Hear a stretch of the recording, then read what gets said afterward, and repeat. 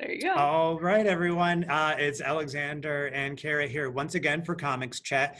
I am really excited about this one because we get to talk about Marvel Comics going easy. But that's because, Falcon and Winter Soldier and WandaVision, and we got Loki coming up. We got Eternals coming up. We're all hype, hype, hype, hype, hype. So I think Kara's going to get started with hers. And then we'll go right back to me. And I'm going to try to keep it as brief as I can. But I'm pretty hype. So Yeah, so mine is volume 1 of Loki, Agent of Asgard, which takes place kind of after a rebirth of Loki. So it's a good place to start. It's very complicated, so all I'm gonna say is that this is like a totally new reborn Loki. The comic gives you some more details about it. So now he's an agent for the All-Mother, which includes Frigga and also 2 other Asgardian women. And basically, when he completes a mission for Asgard, he gets one of his past crimes from his past life kind of absolved. But this is really like it takes on the tone of spy fiction, so it really plays to Loki's strengths. So even though he's a good guy now, there's lots of twists and turns, and this one has a lot of interesting narrative devices used. For one thing, it switches between past and present. And then we have sort of this narrator voice here who is giving us reminders about a brief reminder: Loki annihilated the newer iteration of himself and stole his body. So that's how we get this newer Loki. So we have a little bit of that. And then, of course, when any of the Asgardians speak, it's kind of like that Norse-looking font as well. I love it. It's across the board for Marvel too. I love that they do this. Yes.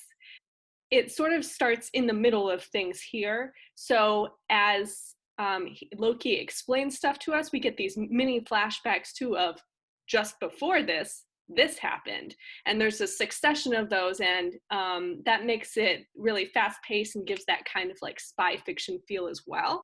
Ultimately, this story leads up to a heist, which Loki insists is not a heist, it's a mission, but it's a heist. And we learned that the antagonist in this story is also Loki, but not this Loki, an older version of Loki. So it's Loki against Loki, which kind of makes it the best thing. And also the team he puts together to pull off this heist is comprised of other Asgardians, which include Thor and other people from mythology. So we get some of that brotherly relationship in here as well. You can also see in this comic, he has his own apartment, like on Earth. And then this is how they're communicating with him in the punch bowl. And he's kind of like over it because they land on his carpet, and he's like, well, great. So I like all the humor in here, and sort of like the modern day stuff with the Asgardian stuff. It all mixes really well together.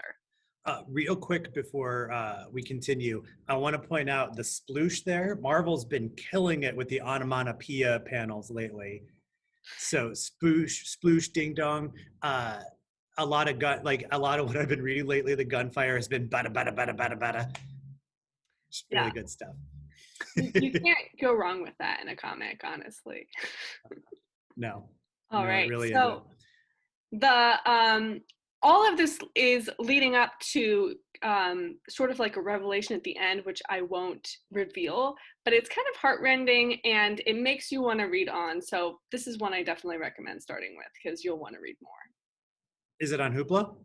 Yes, this is on Hoopla. We don't have any physical copies, but it is on Hoopla. Use those extra borrows while you still got them. Yeah. Okay, so the first one I'm going to talk about is it's the full reset of the new X-Men status quo. It's House of X / Powers of X. And we do have physical copies of this in the library system. I know for a fact North Liberty has one too. And what I like about the trade for this that's on Hoopla as well is it goes back and forth, so it follows true chronological order. And it's basically about Professor Xavier and Moira McTaggart. And Moira McTaggart historically was a human, not a mutant. So they did one retcon. Her X gene awakened, and she has the power of reincarnation with full recall of her past life. And so they use that to have this book, it's 12 total issues, span about 1,000 years over, and each, and it's like 10 of her lives, one or two of which span 1,000 years each. And so it's just seeing her watch mutant history change and end the same way 9 times. And then finally, this panel right here, she meets a young Charles Xavier and is just like, hey, read my mind, read everything that I've experienced. And so it's, because the thing is that she, at one point, she teams up with Magneto. She teams up with Apocalypse. She teams up with the X-Men. She tries all the different avenues to achieve mutant freedom and independence, and it all fails. And so she shows that to him. And so what they do is they go back to this old sentient island called Krakoa, and they make a deal with it.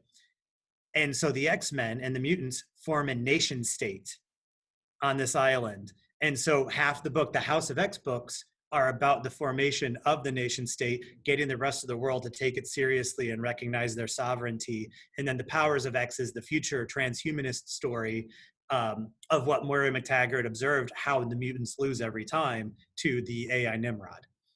And it ties into like Mr. Sinister's genetic manipulation and how they almost kind of cede power to him and use his techniques to try to survive. And really good hard sci-fi stuff with literal nation building.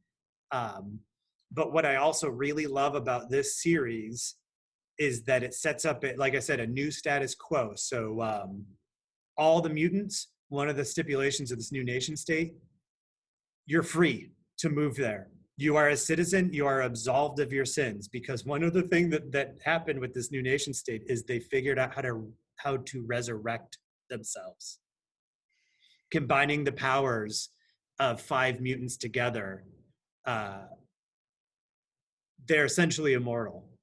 So like if say somebody dies in battle, they can get resurrected within the hour, which ties into, again, the new status quo, because there's actually a series out now where Nightcrawler's trying to grapple with the fact that the X-Men are getting reckless because they could just die.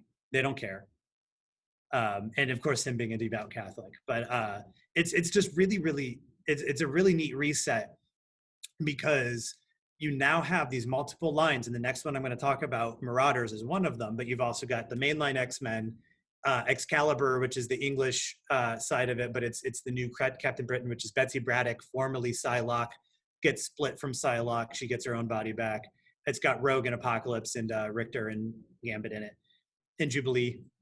Marauders, which is Kitty Pryde, Iceman, Pyro, Storm, and Bishop, with Sebastian Shaw and Emma Frost as other major players in it. And you've also got like X-Force, which is one of Wolverine's books. You've got Fallen Angels, which is the new Psylocke, and which transitions to Hellions. Like there's just all of it is all this new Krakoa world building thing. New mutants.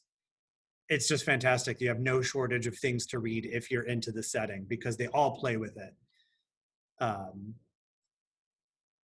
So I guess I can show you a little bit of Marauders. So one thing that's neat about the status quo, and they're trying to form this nation, they said, hey, mutants, you're all welcome. Come to us. Some countries have problems with this. Notably in this exact issue, it's Russia. They aren't letting their mutants through the gate that takes them. It's literally a teleporting gate that's organically grown by the island to take them to the island nation. So Kitty Pryde has her team, the Marauders, and they're going around the world in a boat and smuggling the mutants out, all while delivering and controlling the black market for these new wonder pharmaceuticals that the mutants made to basically create economic leverage. But what's fun about it is she's got a team of ringers. So it's Shadowcat with her powers of being able to go through things, and she's awesome. And her pet dragon, Lockheed. You've got Iceman. You've got Pyro. You've got Storm, who is a literal goddess. and you've got Bishop. So you just get to have them going around the world. They go to Madripoor a lot. So if you just watch Falcon and Winter Soldier, you're going to see a nice familiar setting. But yeah, it's just super fun. They're literally pirates on the sea, and Marvel leans into it 100% with it. I mean, you can see Kitty Pryde. She even got herself a cutlass. But yeah, there are twists and turns that I'm not going to give away. I just hope you all read it because this is excellent, and it's all on Hoopla. Like at least all the first trades. In fact, I think even the first 2 trades of each run of this are on Hoopla right now. That's how I used up all my borrows for May. Yeah, you could get into X-Men and only read X-Men for a very long time. Because they've got 100 characters they've got to use because someone's going to be angry that they left someone out. So you have some really fun, really weird team ups. And because the bad guys are being resurrected as good guys, and also depowered mutants from House of M are being resurrected with their powers again, the writers are just having a blast with it because suddenly they've got their full bullpen back. In particular, Apocalypse has probably the most satisfying story arc he's ever had in this. It's just fun. You get Mr. Sinister and Exodus arguing about shoulder adornments. It's It's kind of great. like just like re-energized, it sounds like. It's like it completely reinvigorated my reading habits. If that's the best possible praise I could give it. Yeah. I stopped playing video games entirely. All I want to do right now is read X-Men. Awesome. Cool. So we're Mm-hmm. going to go on to our last one, which is Doctor Doctor Strange. Strange. Yes. Yes. Full disclosure, I don't read a lot of Marvel. So this time, I chose a couple that were, maybe easy to get into. And I was pleasantly surprised by this one because basically all you need to know when you start this arc for Doctor Strange, it's volume 1, The Way of the Weird. If you've seen the movie, you're good. You can just start there. In fact, in the very beginning, he gives a little recap of like who he was before and then who he is now. And it starts pretty simply with the fact that he's basically a doctor for the weird now. People find him and they have these weird things going on that he has to take care of, and that's what he does. And he says, I don't know how these people even find me, but they do. So we just get kind of like indoctrinated to him and his powers in this world. And it's 177A Bleecker Street, which is the magical house that he lives in. And then also there's a bar that all the magicians go to called The Bar with No Doors, and that includes Scarlet Witch and some other magicians from across the Marvel universe. So great place to start. And also you can see by the art is really fantastic. It is really on par with the weirdness of Doctor Strange as well, with the coloring and just the creativity here. Now our trouble kind of starts when one of the older magicians is telling them the bill always comes due, which is, I'm sure, something you remember from the last movie. Mordo. And so it'll be interesting to see, like with the sequel for Doctor Strange, how much of that they line up. But in this comic, it's the Empirical who are coming for them, and they're basically robots who want to purge the world of magic, and they've done this on other worlds, and now they're coming to Earth. So that's the big conflict here. So it's really a great meeting of magic and hard sci-fi. And I think that's all we really have to say about it, because you want to read it yourself and enjoy the strangeness of it on your own. Especially these modern runs that X-Men or that Marvel has been doing, the art has just been across the board just so good. Yeah. So they've really got some talent. I love his scarf here. Is that secretly his cape? I don't think so. Aw. Oh, yes, it is, because it's the edge of his cape, and he flies around on his cape like it's a magic carpet, which is, you know, which I love, and not something that we see in the movie. So there's like it lines up, but also there's a lot of other stuff in here that is really magical that we don't get to see in the Marvel Cinematic Universe. Another reason to read the comics. They get to get even weirder. You don't have to worry about a CGI budget when you're using pen and paper. Exactly. But okay, well that pretty much wraps it up, guys. Go use up all your hoopla borrows. Check out all these books. Read them all. Because the thing is that when you finish one, there's always another series. Keep you going. Yeah, sometimes I have to use up I use all my borrows on like a single character in a month, and then I have to wait and then decide if I'm going to keep going with that character or try to find a different character. It's endless. That's how it works. Right. To be read piles never end. But okay, well, we'll see you guys next month. Thank you for watching as always.